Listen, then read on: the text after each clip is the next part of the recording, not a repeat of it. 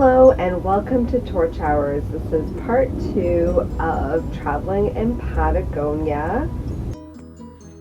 In this episode, we travel from Puerto Natales to El Calafate and El Chelten, then to Ushuaia, and over to Buenos Aires. Why, hello, magic.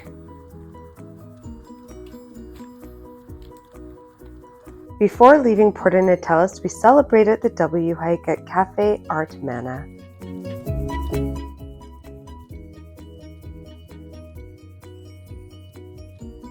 The day after finishing the W trail, we packed up and boarded a bus from Puerto Natales that took us across the Argentinian border and through to El Calafate. Crossing the border in Argentina was basically drama-free. You'll have an opportunity to use the restrooms on both the Chilean and the Argentinian side. And it's on the Chilean side where you will be asked to hand over that PDI piece of paper that you received when you entered the country.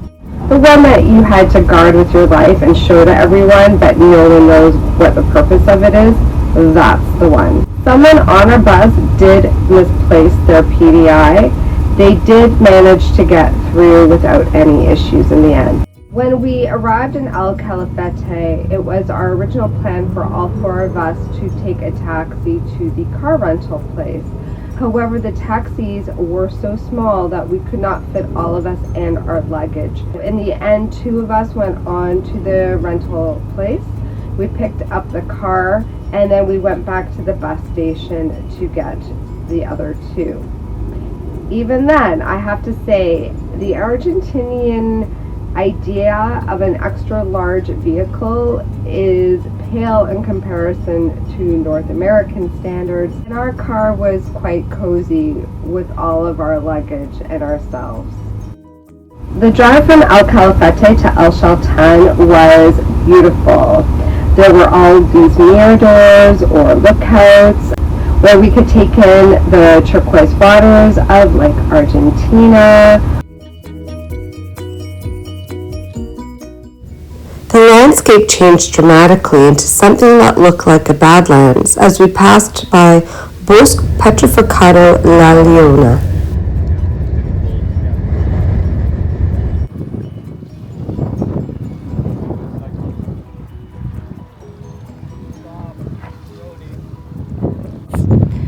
This is our extra large sedan. 1.3 liters of pure pleasure.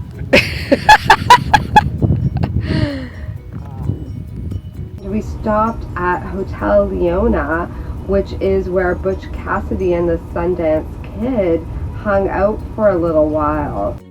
Now, it's just a great place for espresso and outdoorsy people on a road trip. I'm like, that's cool. I mean, it's probably like, you know, His actual name apparently was Robert Leroy Parker. They called him Butch Cassidy. Sundance Kid was also Butchie. Route 40 is a legendary route for road trips and runs parallel to the Andes for 5,194 kilometers. A fox posed for us at Lake Viedma. And just before we reached El Chelten, I spotted a hummel deer lying down in a field. Very rare and very magical.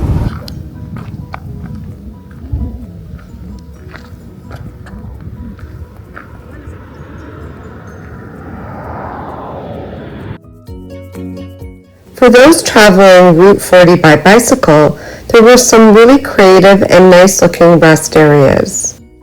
Our last stop before reaching our final destination for the day was Mirador El Chelten, where we got to watch the gauchos bring in the herd.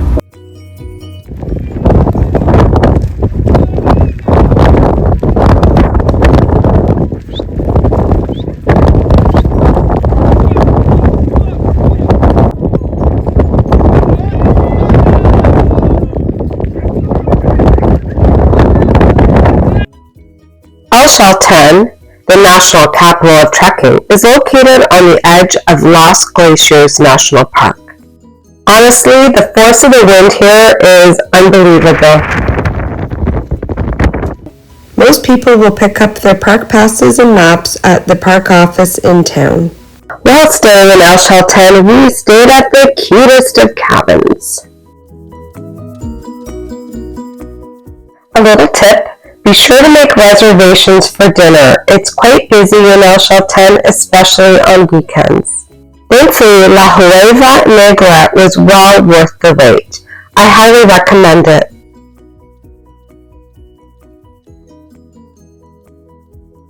The next morning, we set out on the legendary hike of Laguna De Los Tres via Rio Electrico. We started at Rio Electrico because we heard if you got there before the park office opened, you could get by without paying an entrance fee. We did arrive early, but they were there and waiting. My feeling about paying park fees is that you should pay them. That money goes to preserving the beauty that we are there for to enjoy. It was raining, but that means rainbows.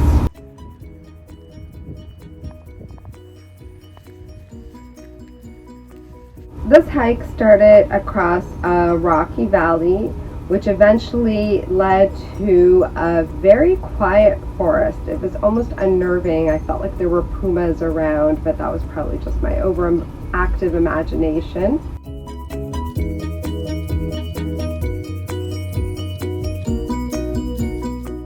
As we climbed the forest, there were a number of miradors with views of Glacier Piedras Blancas.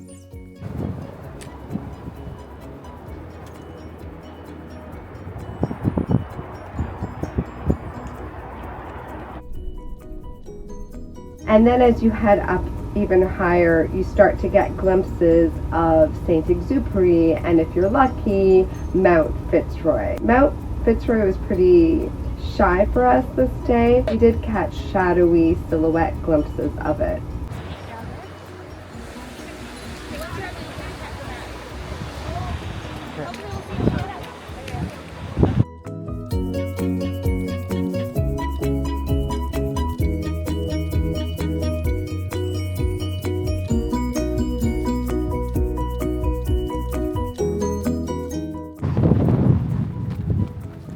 Isn't this fantastic?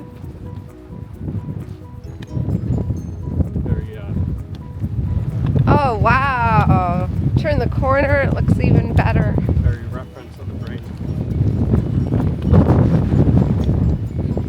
Eventually we reached Camp Ponceno. I'm not sure if I'm saying any of these words accurately.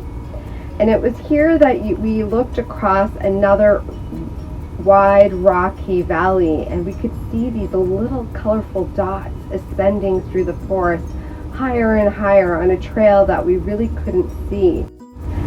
Little did we know that would soon be us. The ascent to Laguna De Los Tres is no joke. Once you cross that valley, you are just consistently going up, and the terrain changes drastically. So first you're just a dirt trail, no roots, pretty simple, and then that changes to more arduous, higher steps, which then changes to rocky rubble like a scree. That changes to cliffside rocks that you're using your hands. You have to find your way up the rocks in a way that suits your own stride. And then just as you think you're reaching the summit, the climate completely changes. So for us, it was sunny, but it was snowy. We're almost at the top. We came from down there, and it's snowing. Right, Lee? It is. We just have to go up there. And then you get up to a level and you think you're here, but it's a false summit, and it's blowing ice cold glacial wind at you, and you have to hold on to your jacket for dear life as you put it on, because the wind will totally tear it out of your hands if given the chance. From there, you climb up another rubble hillside. You see Exupery, you see potentially Mount Fitzroy and all of those surrounding mountains, and the first glacial lake.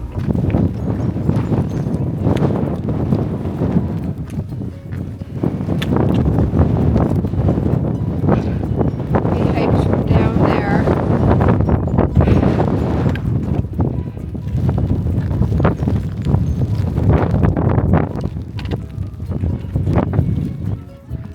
We're gonna go over there.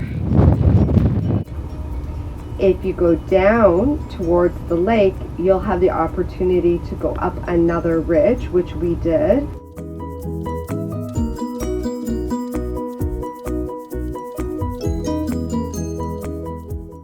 And from there, you can look at the same mountains, but you get a glimpse of 3 lakes, the Laguna De Los Tres.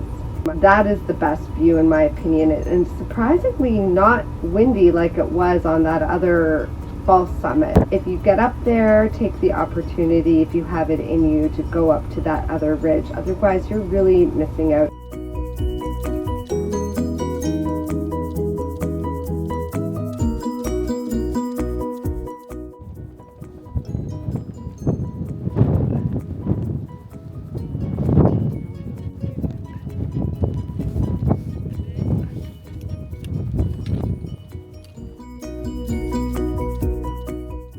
We of course put a lot of effort to get up there, so we stayed up there for a while, and we're hoping to get to see Mount Fitzroy in its fullness, but unfortunately we did not. It was snowing at times, so definitely dress accordingly. Layers are best because you're going to be hot, you're going to be cold, it could rain, it could snow, you've got all the things being thrown at you. On your way down, take in the views that perhaps you didn't see as you were concentrating on the way up. While hiking up to Laguna de los Tres, we ran into some of the same hikers that we hiked with on the W Trail. It was amazing to see how many of us were basically doing the same route of travel across southern South America. Most romantic place in Patagonia, right here.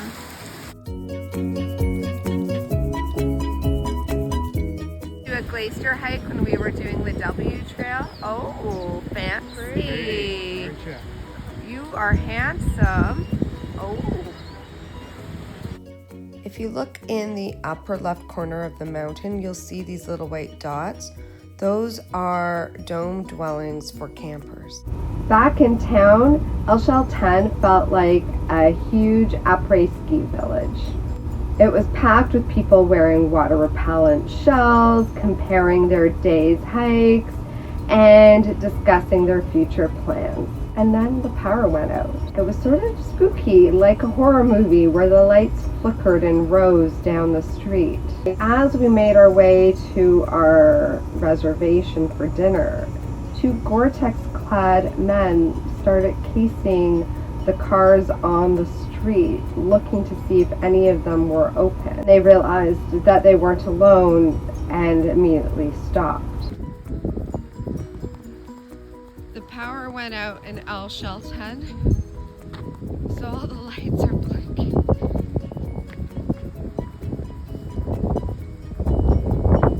Those guys in front of us were up there, something no good. Oh, I concur. We had reserved dinner at Asadora's a couple of days prior to arriving at El Chelten.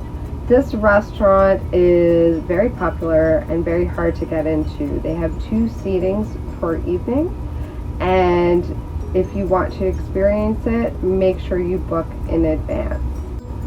When we arrived at the restaurant, we opened the door and suddenly the lights came on and then they went out again.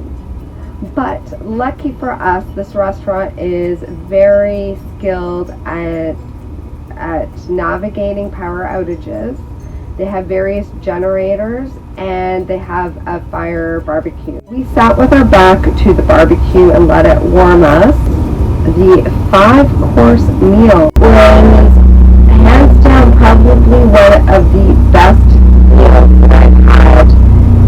And I've had a lot of good meals all over the world. Included in this meal was guanaco again, and still absolutely delicious. I am kind of sad that it isn't a regular staple up here in Canada.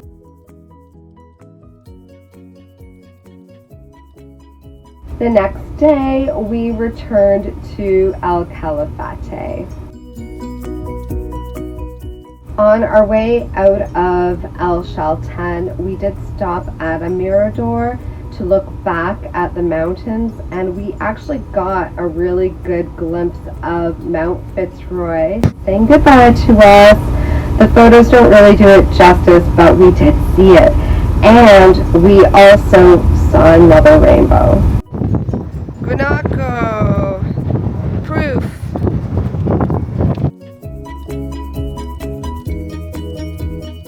My first impression of El Calafate when we went through it to get the rental car was meh. But this time round, I actually saw a charm that reminded me of Jasper before the forest fires last year.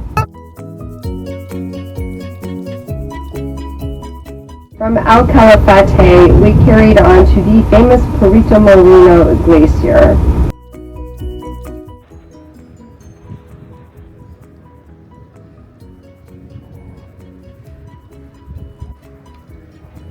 Shall we watch a few minutes for excitement? Yeah. Let Coffin Girl get ahead. That's pretty impressive over there. It is. This glacier sits 74 meters above water and 170 meters below water. And it was quite something to see. There's a beautiful boardwalk that you can take to see the, what would you call it? The tongue of the glacier that is going into the lake. And you can see where the color difference is between the two lakes, where there once was a clear division of the ice and where that famous ice arch has since collapsed. Get that much closer with the boat. No, I think the boats are a bit of a rip-off. Yeah. This other side's kind of got grayish water, dirty. Oh, I see what you're saying. Look at those crevasses. Yeah.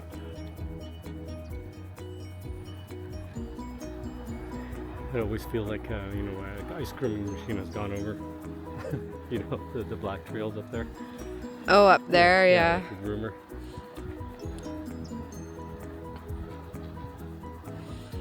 And it just goes on and on all the way down to where we hiked the W. On the way back into town, we stopped at the El Calafate sign to get photos and be windblown all over again.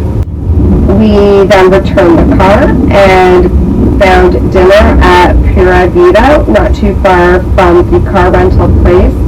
And it was really, really delicious food. I highly recommend that restaurant.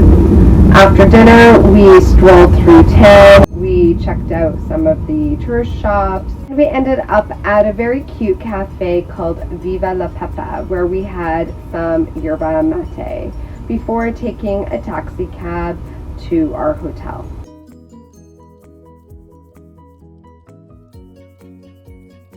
The next day, we got up and headed to the airport to go to Ushuaia, the end of the world.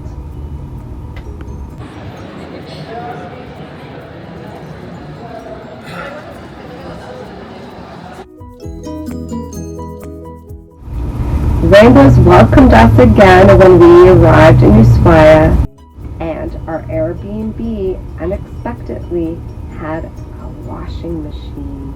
I have to share, at the end of the W Trail, while we were all waiting for our shuttle to the National Park office so we could catch our buses back into Puerto Natales, one of the hikers from California that I had been talking to throughout our hikes each day had handed me a single-use Tide pack. And I said to him, "Oh no, I won't have an opportunity to do laundry on this trip. We don't have any time or any places with a washing machine." I said, "No, I insist you take it. I have a lot." Fast forward to Ushuaia, I instantly threw in a load of laundry. And then we went out to find 4 main things that we needed to make the rest of the trip more comfortable. 1, find more laundry detergent. 2, find moisturizer because the environment is so dry there. 3, find some yerba mate that we could enjoy and take home. And 4, find the famous alpaca knitting lady who makes toques. Now there are a number of toque vendors in Ushuaia, but we knew the one we wanted to find was by the tourist information office. We went into the artisan market, which is close to there, and that is where we found the toque vendor that we were looking for. She raises her own alpacas, she collects the wool, she spins the wool, and she hand knits all of her toques and other items. Wearing our new toques, we set off on a recommended coastal hike that follows the Beagle Channel just outside of Ushuaia. For dinner that night, we found ourselves at Casimiro Bigua Perito. Again, I'm not sure if I'm saying this correctly. And I would say that it was a convenient location, it was clean, it really felt like a cafeteria. It wasn't my favorite place. I have since seen this restaurant pop up on various television shows, including The Long Way Up with Ewan McGregor and Charlie Gorman. They seem to love it, so who am I to speak? After that, we went to sample some pastries.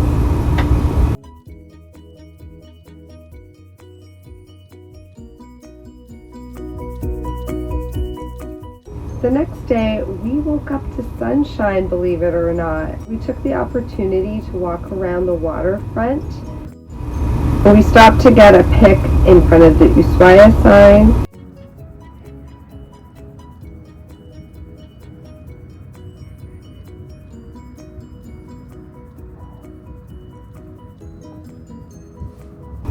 And it was around there that one of the local dogs decided to join us for the rest of our walk. We named him Pepe, and he was an excellent escort. When you get to Argentina, they assign you a dog to escort you. His name is Pepe.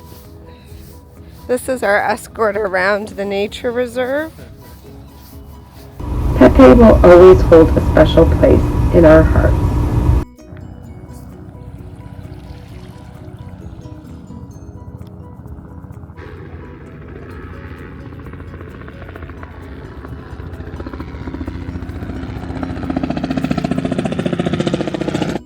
In the afternoon, we boarded our bus for the penguin tour. The bus drove past Cerro Castor ski hill, and it looked fine. I would not mind returning back to Ushuaia to test out the skiing conditions. Once we reached Estancia Harborton, we boarded a small boat that took us across the Beagle Channel to a small island where we got to walk amongst the Magellan and the Gentoo penguins.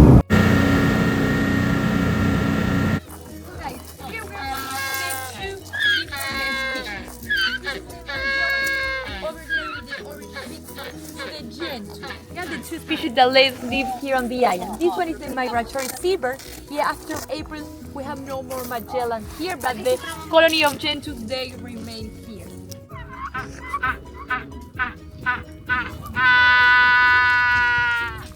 Por aquí, chicos. isla por un periodo de tiempo y luego de abril se van. Fun fact, penguins are unihemisphere sleepers. They sleep with one eye open at all times. We were fortunate enough that a visiting colony of sea lions was also on the island. I love them. We are seeing also the males, yeah, the bigger ones with hair around the head, those are the males. That's why we call it sea lion.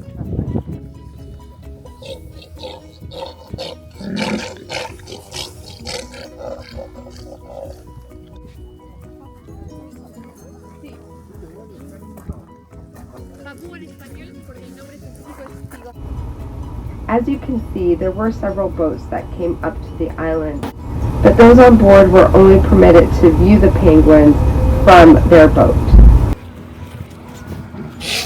Are these condors? Turkey vulture. Oh, turkey ones. Yeah.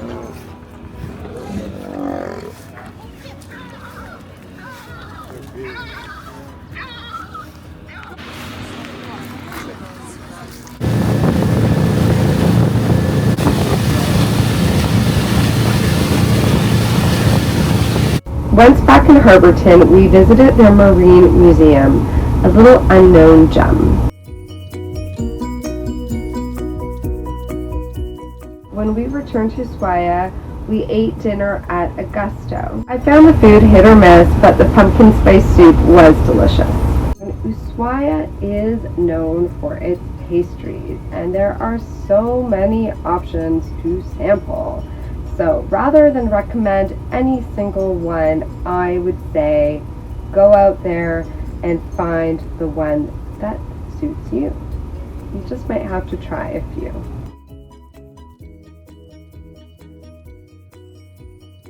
The next day we boarded our plane to Buenos Aires and went from 10 degrees Celsius to a very humid 31 degrees. When we arrived in Buenos Aires, the guys had about 18 hours and Dee and I had about 24 hours before we had to get back on a plane and head back to Toronto. So of course we made the most of it. We checked into our Airbnb and set off immediately to explore our neighborhood, which was in the Palermo District. We did have someone recommend the Palermo District to us, but we really didn't know what to expect. And it was exactly the type of neighborhood that I love. It had all these indie fashion brands, really cute restaurants. It was just absolutely perfect and more than I could have ever expected. We ended up having dinner at what I believe was the chicest restaurant in that area. It was called Cochinchina or Cochinchina. Of course, we're taking advantage of this really hot weather and we ate al fresco, but the entire restaurant, both the outside and the inside, was so beautiful. They had an amazing DJ playing that night, all this like electronic music.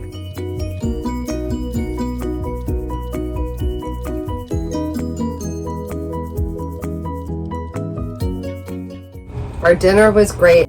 Our waiter recommended an incredible ice cream place. It was open till 2 a.m. and worth every single calorie.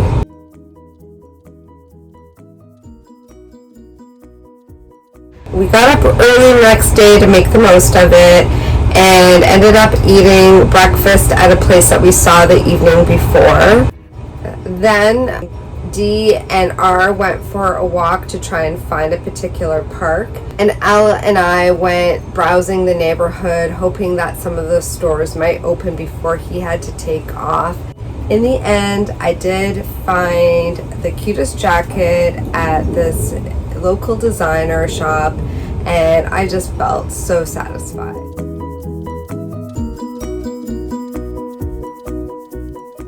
After the guys left for their flights, Dee and I went over to San Telmo Market. I really enjoyed wandering San Telmo Market. I could have spent probably the whole day there.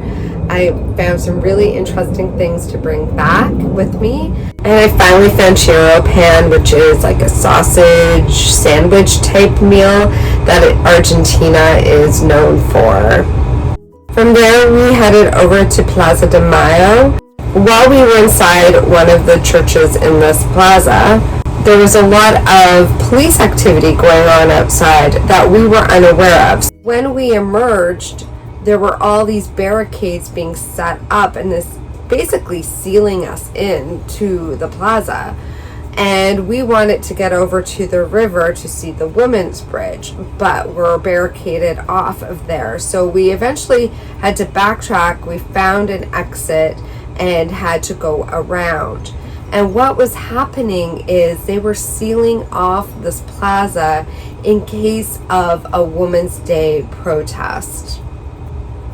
Dee and I carried on to the river to walk across the Women's Bridge in our nod to International Women's Day.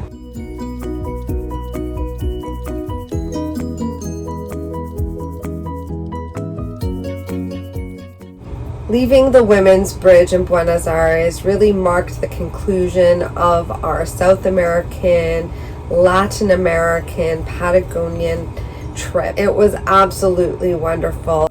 Even with all of my research, I was blown away and would definitely return to revisit some things and explore areas that I didn't get to. Thank you so much for watching. I really hope that these videos help you with your own planning or inspire you to add some things to your bucket list. Till the next time, I'll see you on the trails.